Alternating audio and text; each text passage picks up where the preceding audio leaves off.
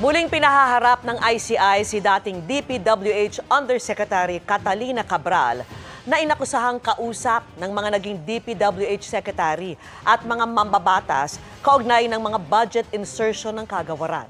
Naghihintay rin ng ICI ng hudyat mula kay Congressman Sandro Marcos para isapubliko ang naging testimonya niya kamakailan. Nakatutok si Joseph Moro.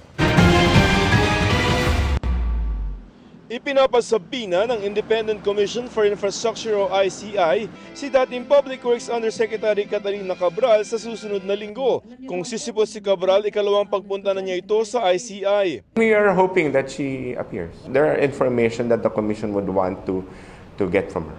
Unang nadawit ang pangalan ni Cabral sa kontrobersiya sa flood control projects at budget insertions nang sabihin ni Senador Panfilo Lacson na tumawag si Cabral kay Senador Tito Soto pagkatapos ng eleksyon 2025 para raw magtanong kung anong proyekto ang nais itong isingin sa 2026 national budget.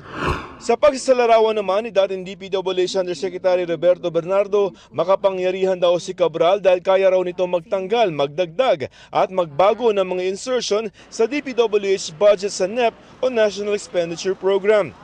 Si Cabral pa raw mismo nakikipag-usap sa mga mambabatas kung magkano ang alokasyon sa kanila sa mga proyekto ng DPWH. Sinabi rin ni Bernardo sa kanyang testimonya noon sa Senado, naghahatid din siya ng pera sa bahay ni Cabral. On multiple occasions, I personally delivered and also caused to be delivered cash to Yuse Cabral at her house at Tatalon, Quezon City and other places. Yuse Cabral would tell me that she would communicate and meet legislators to inform them of the amount of their allocations and ask them for titles of projects that they want to include in the DPWH budget. Yuse Cabral has total influence and authority in preparing and finalizing the NEP for infrastructure. Sinusubukan pa ng GMA Integrated News na makuha ang panig ni Cabral. Sabi ng ICI, posibleng si Cabral na ang huling resource person na maipatatawag nila bago mag-Christmas break simula December 24.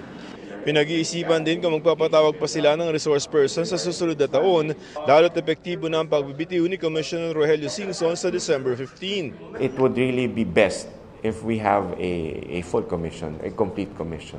The prerogative to appoint a member of the ICI is with the President.